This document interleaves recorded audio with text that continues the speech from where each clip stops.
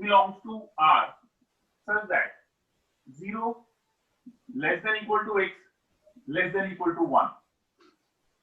This is the question.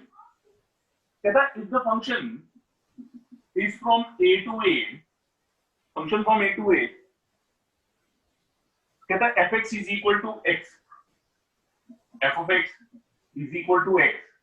If x belongs to Q, and this is 1 minus x, if x does not belong to Q, x belongs to Q and x does not belong to A, then prove that f o f x, composition of f with f will be x.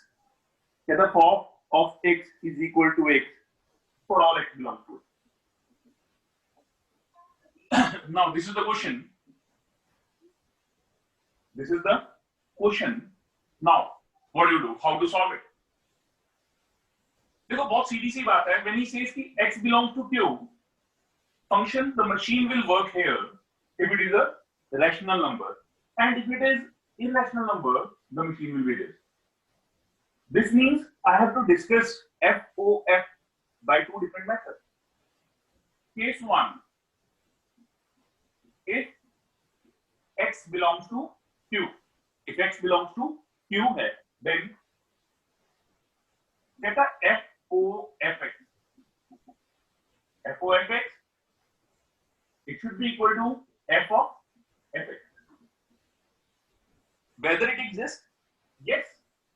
fx क्या है? Range of f. fx क्या है? Range of f. किसकी जगह बैठना है? Domain of f.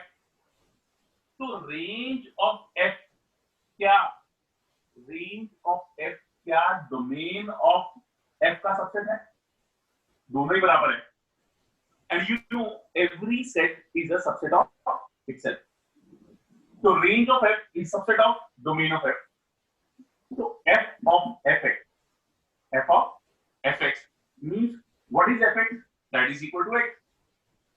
अगर rational number है, तो fx x के बराबर है, तो हम क्या करेंगे? fx की जगह पे x डाल दें.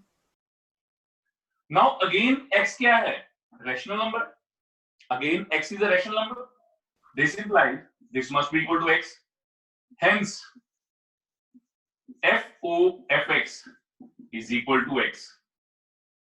Therefore FOF is an identity function. Therefore FOF is an identity function. Now case 2, when x does not belong to Q. When x does not belong to Q. अगर x Q को belong नहीं कर रहा, x Q को belong नहीं कर रहा, तो f o f x. अब x जब Q को belong नहीं कर रहा, तो मशीन ये वाली वर्क करेगी 1 minus x की. I'll write f of fx. Condition is same, so FOF exists. So it will be f of 1 minus x. fx की जगह 1 minus x डाल दो. Now what do you do? अब f of 1 minus x. f of 1 minus x. Machine is this. So replace x by 1 minus x.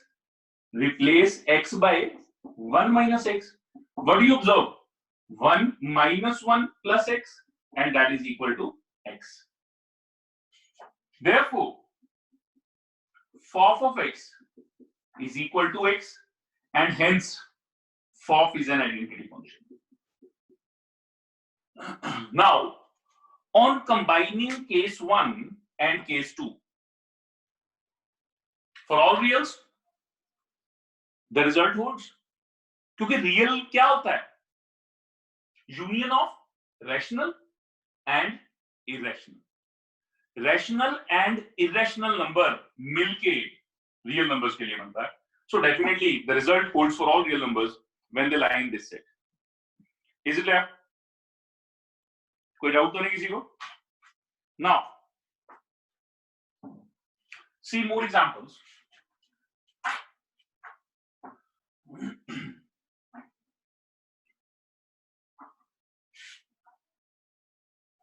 Now question is, कहता है f from z to z defined by fx is equal to f from z to z, f of n is equal to 3n, f of n 3n है for all n belongs to z, for all n belongs to z, and it says z from z to z, g from z to z, gn that is equal to what? n by 3, n by 3 if n is multiple of 3, n by 3 if n is multiple of 3, and 0 if n is not a multiple of 3.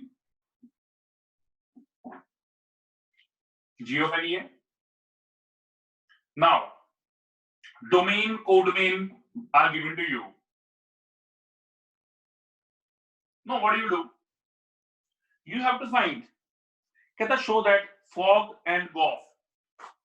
Prove that fog is equal to goff is equal to identity function. कहता check, not prove that. Check whether fog is equal to goff is equal to identity function. Now, what I do? I will check for fog first of all.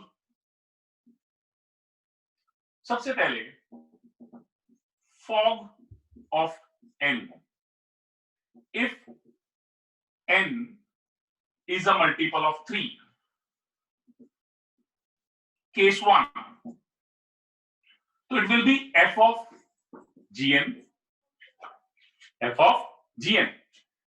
This means range of g है क्या? सारे integers ही हैं, code main range, so it is subset of this.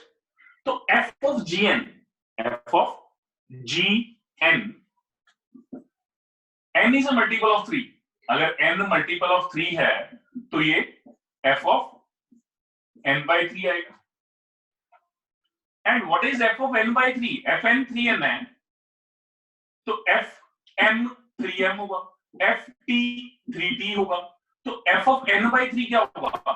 3 into n by 3. तो ये n हो जाएगा. Therefore, fog of n is equal to n. Hence, fog is an identity function for all n multiple of 3. N is a multiple of 3. Case 2, when n is not a multiple of 3. जब n 3 का multiple नहीं है, when n is not a multiple of 3, then n अगर 3 का multiple नहीं है तो fog of n that is equal to f of gn. What is gn? Not a multiple of 3, that is f of 0. So f of 0, 3 into 0, that is equal to 3 into 0 is equal to 0. इसका मतलब for every output of n, when it is not a multiple of 3, when it is not a multiple of 3, पहले g लगेगा. ध्यान से देखो, पहले g लगेगा. सारे इंटीजर्स हैं यहाँ पे, 0, -1, -2, -3, -4, 1, 2, 3, 4, 5 so on. ऐसे ही 0, -1, -2, -3, -4, 1, 2, 3, 4 so on. कहता जब n 3 का मल्टीपल था, जब n 3 का मल्टीपल था, तो मान लीजिए ये फॉग है, मान लीजिए ये फॉग है. तो जब n 3 का मल्टीपल था तो आंसर इटसेल्फ आ रहा था. मतलब 0 का इमेज 0 होगा, 3 का इमेज 3 होगा, 6 का इमेज 6 होगा, -3 का इमेज -3 होगा. But rest of the elements 1 and 2 they will sit on 0, -1 and -2 they will sit on 0, but rest of the elements sit on 0. This means जो मेरी इनपुट होगी वो मेरी आउटपुट नहीं है. इसका मतलब क्या हो गया? Therefore, fog is not equal to IR when n is not a multiple of 3. जब n 3 का मल्टीपल नहीं था, जब n 3 का मल्टीपल नहीं था तो फॉग जो था वो उसका 3 का रिजल्ट नहीं था. Is it clear? Then what do you do? What do you say? हम कहेंगे sir combining case 1 and case 2, combining case 1 and case 2, fog is not equal to IR. ये जो है ये IZ के बराबर नहीं है. Now you have to find for Goff. आप Goff पे चलिए.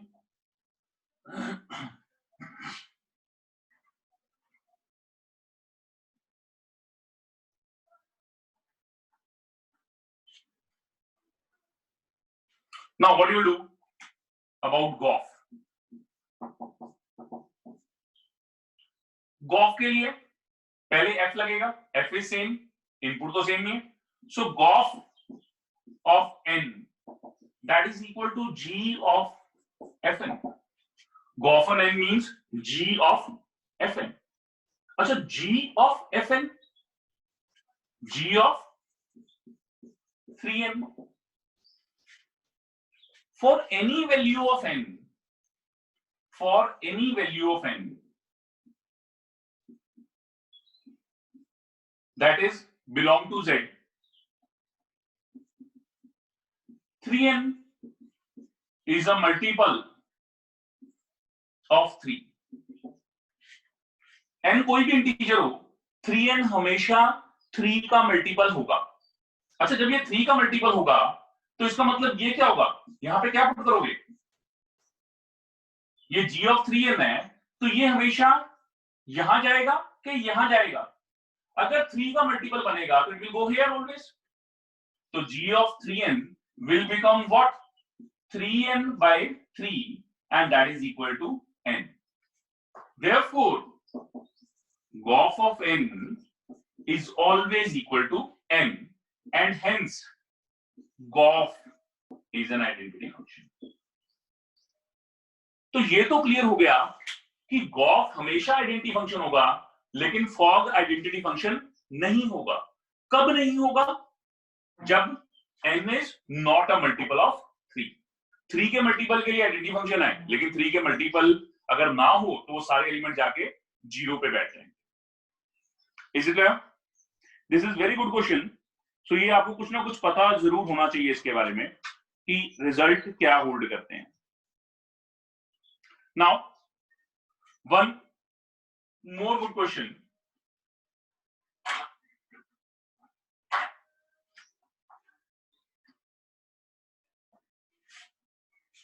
Question is, can the g from R to R be a function defined by fx is equal to mod x plus x? fx is equal to mod x plus x and gx x mod minus x. Gx is what? X mod minus x. Gb R to R. Then it says, then find fog and Goff. Find fog and Goff. Now this is the question. Solution first of all. सबसे पहली चीज f from R to R है, all reals है. Domain तो domain कैसे, ये भी all reals है. What about the range? Positive reals, intersection x mod plus x है. This is what? Positive reals plus all reals. This means intersection है. The result will be positive reals. लेकिन how to follow? मैंने आपको एक चीज समझाई थी. जब भी कभी मॉड फंक्शन दिखे इसको ब्रेक करो. इसको सांप समझो, ये सांप है, सांप जहां दिखे पहले इसको मारो. इसका कोई भरोसा नहीं किस टाइम वापस काटेगा. तो जब भी कभी मॉड फंक्शन कहीं पे भी दिखता है ये हम सांप मान के चलते हैं कि ये सांप है, ये जहां पे भी दिखेगा इसको मारो पहले. तो f of x क्या हो जाएगा, x plus x if x is greater than equal to 0 minus x plus x if x is less than 0. So this x plus x will become 2x. Minus x plus x, it will become 0. Again gx, x mod क्या है? x minus x if x greater than equal to 0. Minus x if x less than 0. This is x minus x, 0. This will be minus 2x if x is less than 0. Why I said this is a very good question? Reason being, fog of x, that will be f of gx. ठीक है जी. अब f of gx, मैं इसकी range की बात करता हूं, इसकी एग्जिस्टेंस है कि नहीं है, that I will discuss later on, but I want to find the machine, कि वो मशीन कौन सी बन के बाहर निकलेगी, कौन सी आउटपुट बनेगी इससे, f of gx से.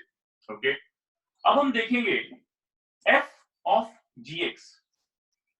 अब gx की वैल्यू डालिए, अगर x ग्रेटर देन 0 है, अगर x ग्रेटर देन 0 है, तो f of 0 कहां डलेगा, यहां पे डलेगा, 2 into 0, क्योंकि पॉजिटिव नंबर तो यहां पे जाएगा. f of 0 will become 0. Again, if x is less than 0, fog of x, that is equal to f of gx. Fog of x, f of gx. अच्छा, f of अगर x less than 0 है, it will be minus 2x. f of minus 2x. So f of minus 2x, f of minus 2x. हाँ जी Anshika, f of minus 2x क्या होना चाहिए? 0 होना चाहिए. Okay, हाँ जी बगनी.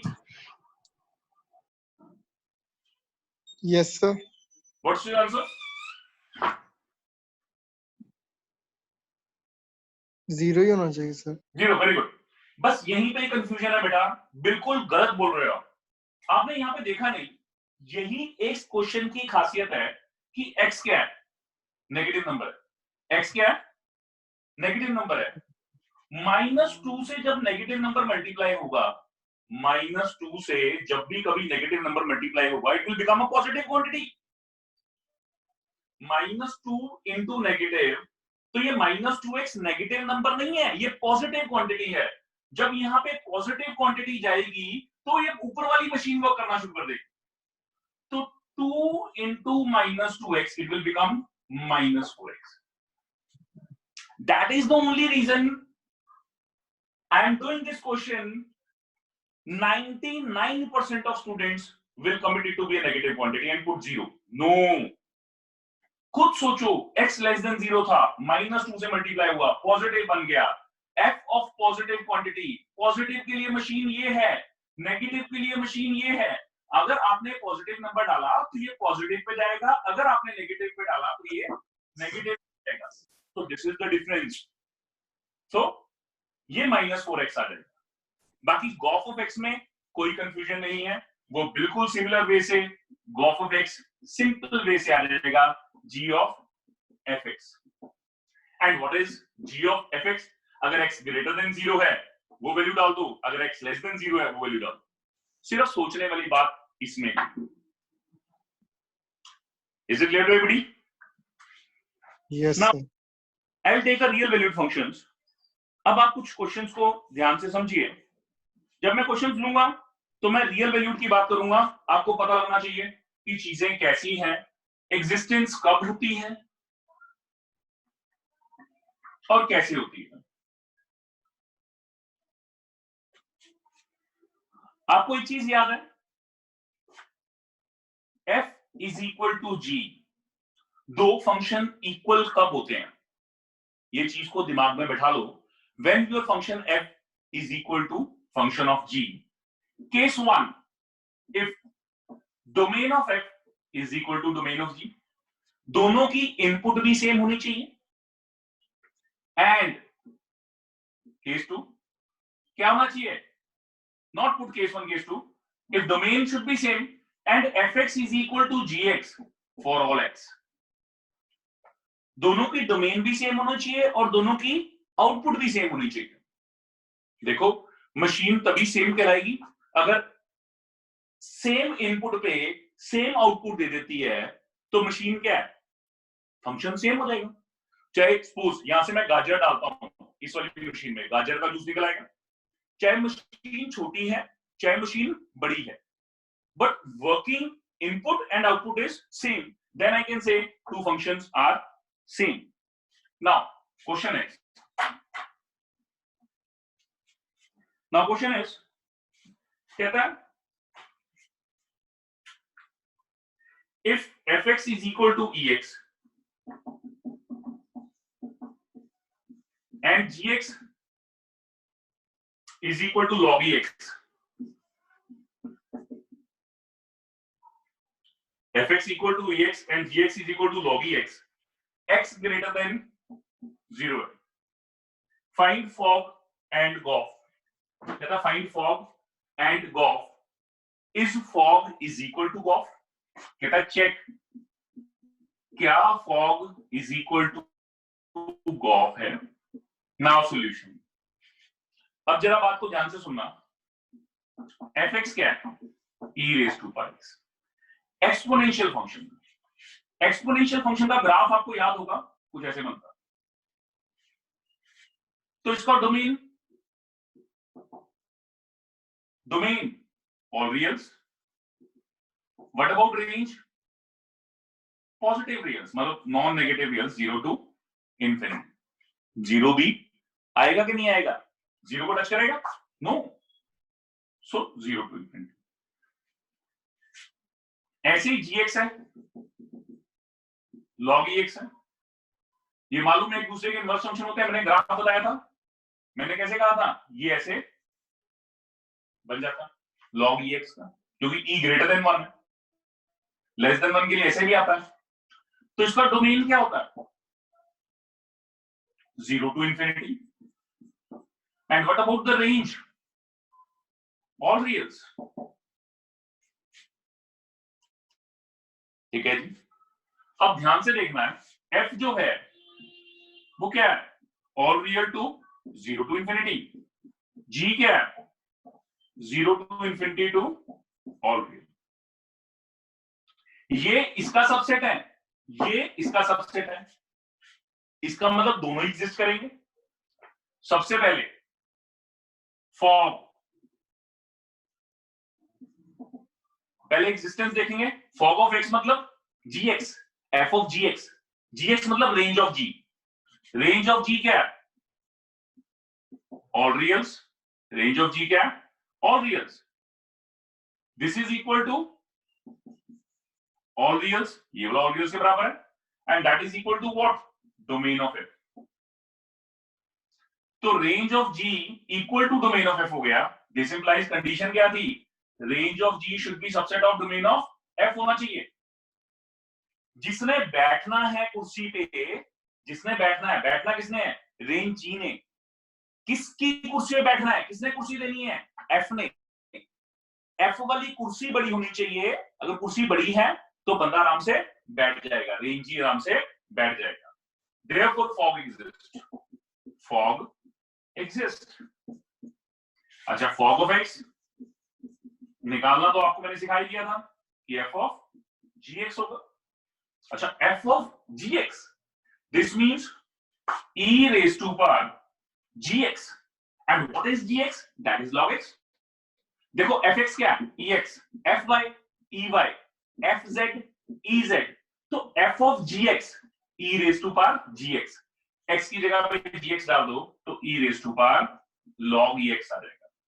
and you know it very well कि अगर ये बेस और ये बेस सेम है, it will come out to be x, it will come out to be x, and therefore I can write fog is an identity function।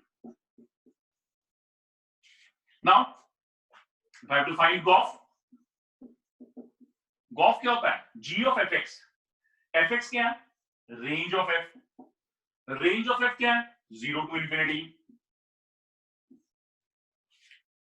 बैठना किसकी जगह पे है? 0 to infinity, 0 to infinity ये देखो ये दोनों, इसका रेंज इसका सबसेट होना चाहिए, that is equal to domain of G. This means range of F subset of domain of G हो गया. Therefore GOF exists. Therefore GOF exists. तो GOF of X, GOF of X क्या होगा? G of fx. GOF of X means G of fx. अच्छा, G of fx क्या होगा? gx क्या है? log ex. gy log ey. G of fx log ex. log e raised to power x. अच्छा, log e कर क्या? ये x आ गया. तो GOF of x equal to x. Hence GOF is an identity function. Therefore, fog of x is equal to GOF of x. तो हमें लगता है कि fog और GOF बराबर हैं. हम लिख देंगे यहाँ पे their fog is equal to GOF and you will lose your 1 mark. 1 number चला जाएगा. क्यों ऐसा? No doubt, output is same. दोनों आइडेंटिटी फंक्शन है. fog of x भी x है, GOF of x भी x है. तो हमें लग रहा है कि yes, अगर दोनों बराबर हैं तो definitely fog equal to GOF आ गया. Your answer is right. उसने कहा check fog equal to GOF, you will say yes, but it is incorrect. Why? Reason being, दो फंक्शन बराबर कब होते हैं? मैंने आपको पहले समझाया, दोनों की इनपुट भी सेम होनी चाहिए, दोनों की आउटपुट भी सेम होनी चाहिए. आउटपुट तो सेम है बट इनपुट जो है वो सेम नहीं है. ये तो मैंने पहले ही निकाल लिया था कि डोमेन ऑफ एफ जो है वो ऑल रियल्स है, डोमेन ऑफ जी जो है वो 0 to infinity है. इसका मतलब अगर फॉग की इनपुट देखूंगा और गॉफ की इनपुट देखूंगा, कैसे आपको मैंने समझाया था, ध्यान से देखिए. जब ये एफ होगा और ये जी होगा तो ये फॉग आएगा. यहां पे ये एक्स है, ये एफ एक्स है, तो ये जी ऑफ एफ एक्स है. तो गॉफ की इनपुट जो है वो एक्स की डोमेन है, वो एक्स मतलब एफ की डोमेन है. मतलब अगर मैं गॉफ निकाल रहा हूं तो गॉफ का जो डोमेन होगा वो ऑल रियल होगा. Domain of Gauff is all real. लेकिन जब मैं फॉग निकालूंगा तो पहले मैं जी निकालूंगा, फिर मैं एफ लगाऊंगा. तो पहले जी एक्स फिर एफ एक्स, तो ये एफ ऑफ जी एक्स बन जाएगा. तो ये फॉग आएगा, फॉग. तो फॉग की इनपुट क्या होगी? फॉग की इनपुट क्या होगी? डोमेन ऑफ जी, वो 0 to infinity होगी. तो फॉग जब चलेगा वो 0 to infinity टू आगे चलेगा. तो दोनों की डोमेन, अब domain of Gauff is all real, domain of fog is 0 to infinity. दोनों की डोमेन सेम नहीं है. When the domain of both the functions are not same, then this means these two functions are not equal. So ये चीज को दिमाग में रख के चलना है कि when their inputs are not same, you can't comment whether the functions are equal or not. Is it clear or not? Now I'll write some of the properties, please. जरा ध्यान से देखना. हम पहले प्रॉपर्टीज लेके अब मेन क्वेश्चन स्टार्ट करेंगे कि हाउ दिस कंपोजिशन वर्क, हमें इसकी जरूरत क्यों है.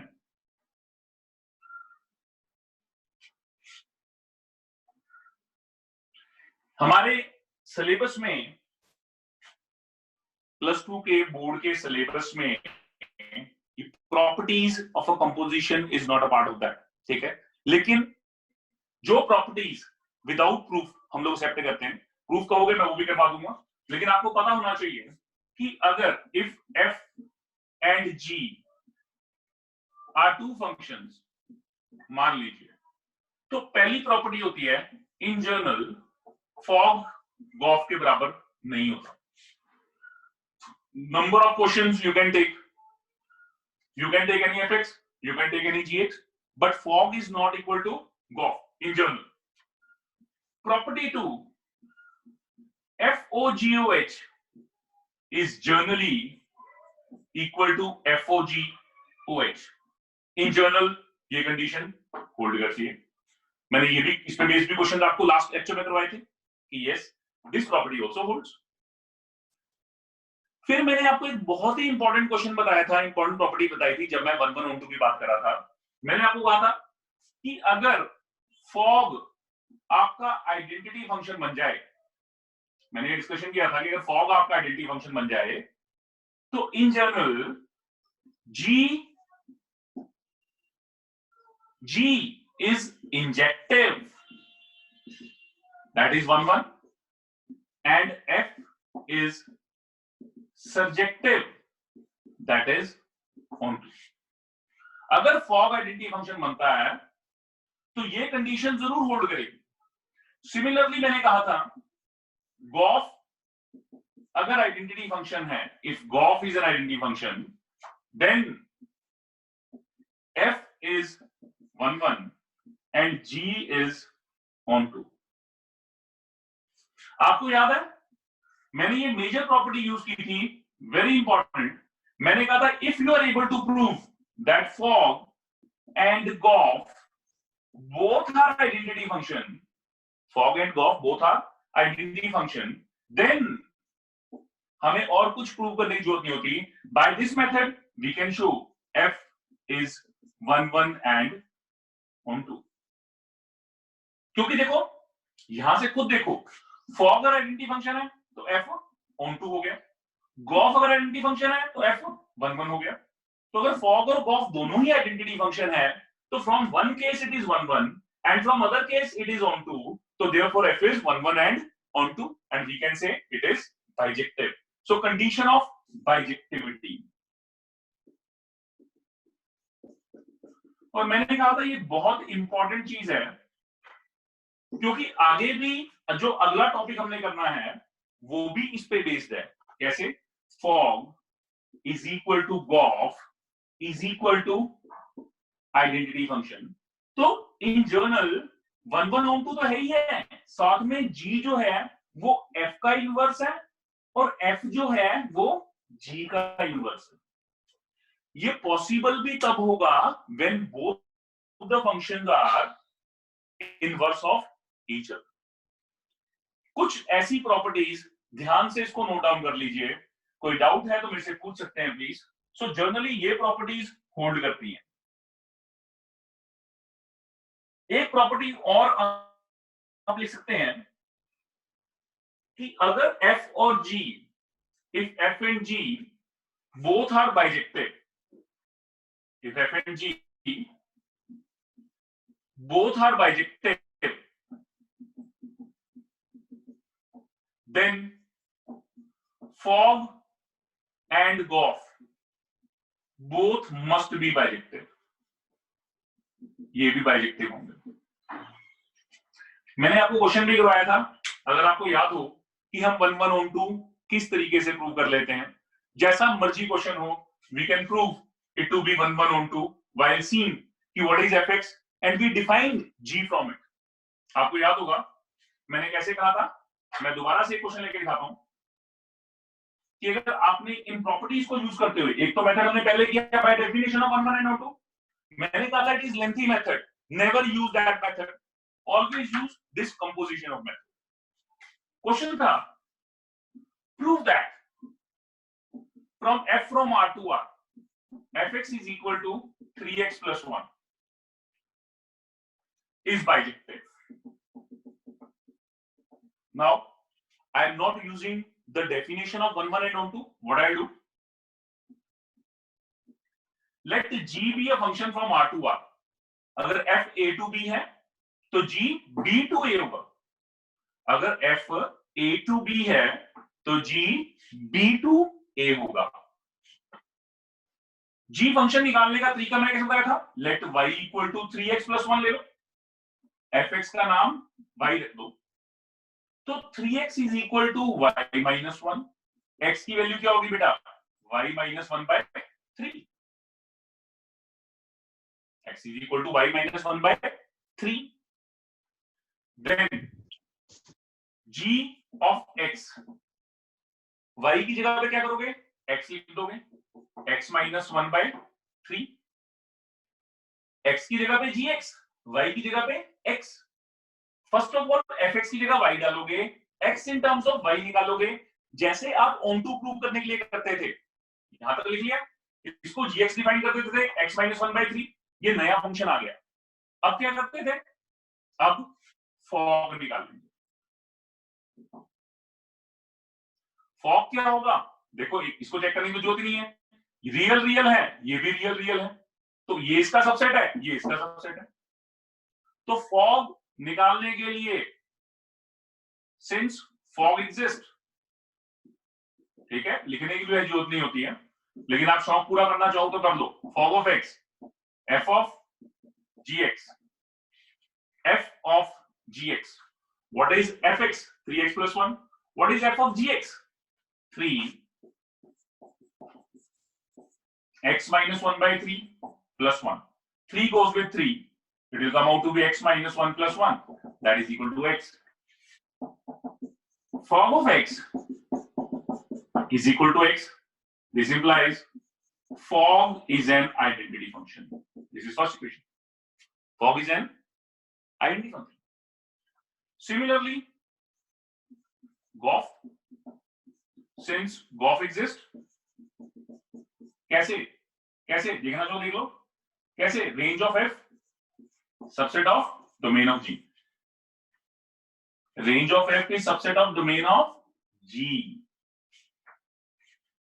तो gof of X that is equal to G of F X. अच्छा, G of F X, G X क्या है? X minus 1 by 3। G of F X क्या है? F X minus 1 by 3। तो what is F X? 3x plus 1 minus 1 by 3. 1 cancel out. 1 cancel out.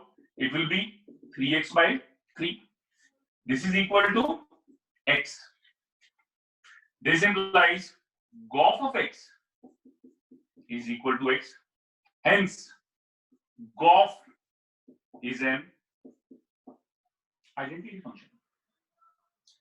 फिर हम यहां से ना कोई 1 ना कोई ऑन टू, सीधा यहां से लिखते हैं, therefore fog is equal to Goff is equal to identity function and hence f is bijective. जो मेरा कल का टॉपिक होगा उसमें I have to find the inverse, I have to find the inverse, वो भी बिल्कुल ऐसे ही होगा, सिर्फ क्वेश्चन में चेंज क्या होगा? Prove that f is 1 here, वहां पे क्या होगा? Find f inverse if f from R to R is this. अगर आप सीबीएसई का सिलेबस देखो तो दो ही टॉपिक फंक्शन के अंदर हैं, पहला बाइजेक्टिव प्रूव करना, दूसरा इनवर्स निकालना। मजे की बात क्या है, चाहे ये क्वेश्चन आए चाहे ये क्वेश्चन आए, कान को पकड़ना है, चाहे घुमा के पकड़ो चाहे सीधा पकड़ लो। वो कैसे? क्वेश्चन यही लिखना है सारा का सारा एज इट इज, एक पैसे का भी फर्क नहीं है, सारा क्वेश्चन एज इट इज लिखोगे। फर्क कहां पड़ेगा? फर्क यहां पड़ेगा, अगर उसने पूछा बाइजेक्टिव है तो लास्ट में लिख दोगे हेंस एफ इज बाइजेक्टिव। अगर वो कहना फाइंड एफ इनवर्स, फिर लिख दोगे G is equal to F inverse. मतलब ये जी जो फंक्शन हमने डिफाइन किया है ये एक्चुअल में एफ का इनवर्स ही है। क्यों? अभी तो हमने पढ़ा कि fog is equal to gof अगर आइडेंटिटी फंक्शन हो जाता है तो एफ बाइजेक्टिव भी हो जाता है, और जी जो होता है वो एफ का इनवर्स भी होता है। लेकिन अभी मैं इनवर्स पे बात नहीं कर रहा, क्यों? क्योंकि वो मेरा नेक्स्ट टॉपिक है। सो अभी मैं सिर्फ ये बात कर रहा हूं कि अगर 1 1 को प्रूव करना है तो I can prove like this also by using the properties of composition. That is the reason I am saying कि कंपोजिशन इज इंपॉर्टेंट। अब एक क्वेश्चन मैं कंपोजिशन पे और लेना चाहूंगा, जरा ध्यान से देखना please, time is very less, so listen very carefully. This is again a very different type of question. Question is, कहता है अगर f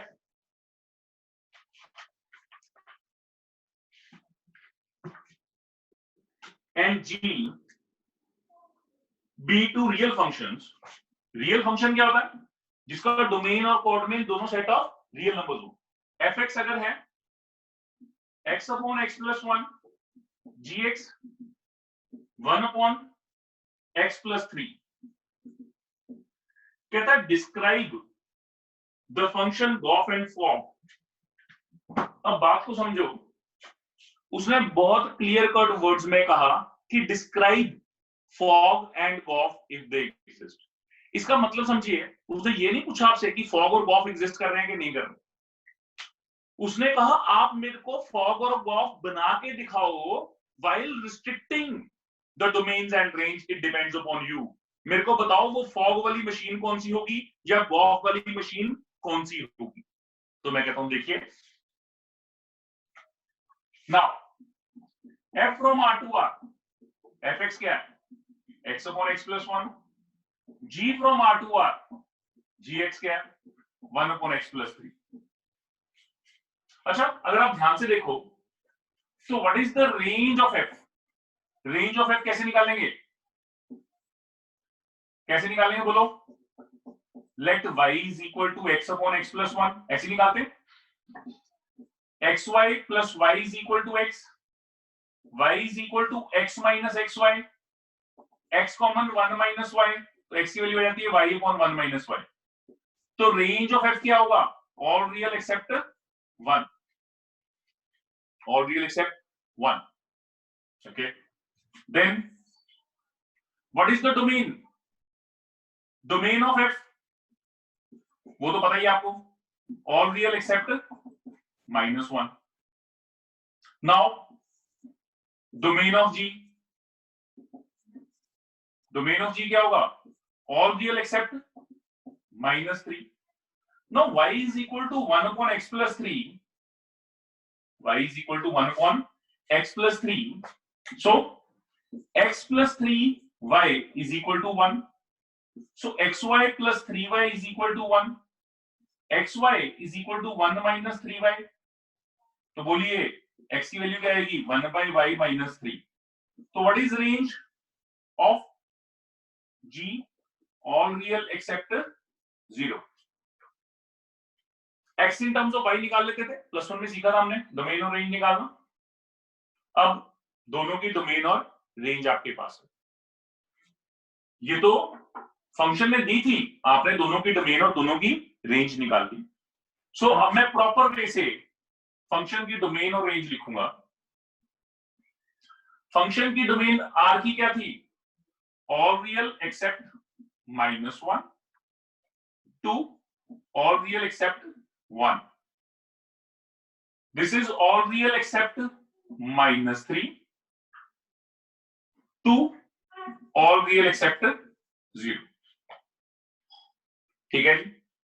पहली चीज, all real -0 is not a subset of this, इसको सबसेट ही नहीं है। इसके पास 0 नहीं है, 0 छोड़ के बाकी सारे नंबर है, मतलब -1 भी इसके पास है, लेकिन इसके पास तो -1 है ही नहीं। अगर एक भी एलिमेंट मिसिंग हो जाए, मतलब रेंज ऑफ g जो है वो डोमेन ऑफ सबसेट f का नहीं है। मतलब therefore fog does not exist। इसने कह दिया भाई fog एग्जिस्ट नहीं करेगा, लेकिन आप जबरदस्ती कर रहे हो। आप कहते हैं ना भाई fog एग्जिस्ट कराना है, fog एग्जिस्ट कराना है, आप बताओ कैसे करेंगे। तो मैं कहता हूं चलो ठीक है, फिर fog of x होता क्या है? f of gx होता है, f of gx होता है। अब जरा f of gx के लिए ध्यान से देखना, पहले g लगता है, ये x होगा, ये gx बनेगा, ये f है, ये f of gx आएगा। ये डोमेन ऑफ g है, ये डोमेन ऑफ f है। इसका मतलब x जो है, इसका डोमेन फॉग का कैसे निकालोगे? x जो है वो डोमेन ऑफ g में होना चाहिए, एंड रेंज ऑफ जी, मतलब जो gx है वो डोमेन ऑफ f में होना चाहिए। ध्यान से देखो, x must belong to domain of g, gx must belong to domain of f। ये इसका पार्ट होना चाहिए। x क्या है? डोमेन ऑफ x क्या है? Domain of g। Domain of g क्या है? x होना चाहिए all real except -3 and gx क्या है? 1/x+3। ये डोमेन ऑफ f में होना चाहिए। डोमेन ऑफ f क्या है? All real except -1। कहता ये वैल्यू -1 नहीं होनी चाहिए, बाकी जो मर्जी हो जाए। तो मैं कहूंगा भाई तू -1 ही ले ले, पहले देखते हैं कि ये -1 अगर हो तो क्या बनेगा। तो x जो है वो -1 नहीं होना चाहिए एंड ये क्या बन जाएगा? 1 = -x -3 not equal to x इधर ले आओ -4। इसका मतलब डोमेन ऑफ फॉग जो होना चाहिए वो ऑल रियल होना चाहिए except -1 and -4। This is very important concept. उसने मेरे से जबरदस्ती किया, मैं निकालने के मूड में नहीं था। मैंने तो पहले ही कह दिया था कि range of G subset of domain of F है ही नहीं। अगर range of G domain of F का सबसेट नहीं है तो मैं तो पहले ही कह रहा था कि भैया फॉग एग्जिस्ट नहीं करता। लेकिन क्वेश्चन वाले ने मेरे से जबरदस्ती की, कहता डिस्क्राइब गॉफ बना के दिखाओ under what condition it exist. तो मैं कहूंगा भाई कंडीशन कौन सी है? सिर्फ डोमेन से -1 और -4 को बाहर फेंक दे। -1 और -4 को उठा के बाहर फेंक दे। यहां देखो खुद ध्यान से, x डोमेन ऑफ g है और gx डोमेन ऑफ f होना चाहिए। तो डोमेन ऑफ f क्या है? ऑल रियल एक्सेप्ट -1, मतलब -1 को छोड़ के बाकी जो मर्जी x हो जाए। तो मैंने निकाल लिया कि x -4 नहीं बनना चाहिए था, तो मैंने ऑल रियल में से -1 और -4 दोनों को उठा के बाहर फेंक दिया। अब ये डोमेन ऑफ फॉग आ गया। क्या आ गया? डोमेन ऑफ फॉग आ गया। अच्छा, तो अब फॉग ऑफ x निकालना थोड़ी मुश्किल है, वो तो आपको बहुत अच्छे तरीके से आता है। फॉग ऑफ x वो तो आप बिना चेक किए जिसका मर्जी निकलवा लो, वो तो 1 मिनट में आप लिख दोगे। लेकिन वेदर इट एग्जिस्ट और not you have to check. Fog of x मतलब f ऑफ gx। अच्छा, f ऑफ gx, x की जगह पे gx डालोगे, x की जगह पे gx डालोगे तो क्या डालोगे? 1/x+3 1/x+3 divided by 1/x+3 plus 1. What do you get? 1/x+3 upon 1 plus x+3 upon x+3. So it will be x+3 cancel out, and what I will get? I will get something like this: 1/x+4. Therefore, fog of x is equal to 1/x+4. Machine तो आप minute में बना देते हो, 1 minute के अंदर, चाहे fog निकालना है चाहे गॉफ निकालना है। लेकिन परेशानी क्या है? परेशानी तो ये है मशीन तो आप 1 मिनट में बना दोगे, अगर मशीन में इनपुट कौन सी डालनी है that you people don't know. जितने भी क्वेश्चन मैंने आज डिस्कस किए हैं they all are somewhat different.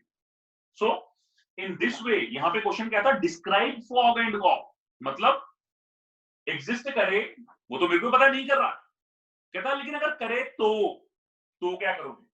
ये मैंने फॉग निकाला, सिमिलरली आप गॉफ निकालो। सर इसकी रेंज -3 से मतलब -3 और -4 नहीं आना चाहिए, मतलब वहां पे -1 की जगह -3 नहीं आना चाहिए। ये -1 है ना बेटा? नहीं, -3 था। यस इट इज -3, तो -3 और -4 हो जाएगा। It make no difference to me बेटा, वो तो चलो जो भी चीज है, मेरा समझाने का मतलब ये कि ये यहां से और यहां से होना चाहिए। ओके सर, उससे कोई फर्क नहीं पड़ता। अरे जो भी चीज यहाँ पे है उस चीज को छोड़ दीजिए। सिमिलरली जब आप गॉफ निकालेंगे, गॉफ में पहले क्या होगा? पहले एफ होगा फिर जी होगा, ऐसे होगा। यहाँ पे गॉफ तभी बनेगा ना बेटा। तो यहाँ पे एक्स जो होगा वो डोमेन ऑफ एफ में लेना है एंड एफ एक्स जो है वो डोमेन ऑफ जी में लेना। बस ये ख्याल रखना। यहाँ पे भी ऐसे निकाल के पहले उसकी डोमेन डिफाइन कर देना कि गॉफ की डोमेन क्या होगी and after that you will find the result for this. Any doubts? ठीक है, सो मेजर क्वेश्चन मैंने डिस्कस किए हैं and the topic of inverse is still pending. So वो भी मैं मोस्ट प्रोबेबली नेक्स्ट क्लास में 1 या 2 क्लासेस के अंदर वो खत्म कर दूंगा. सो इसके साथ ही आपका फंक्शंस खत्म हो जाएगा. ठीक है, चलिए टाइम ज्यादा हो गया. Okay, thank you, leave the class now. Thank you, sir.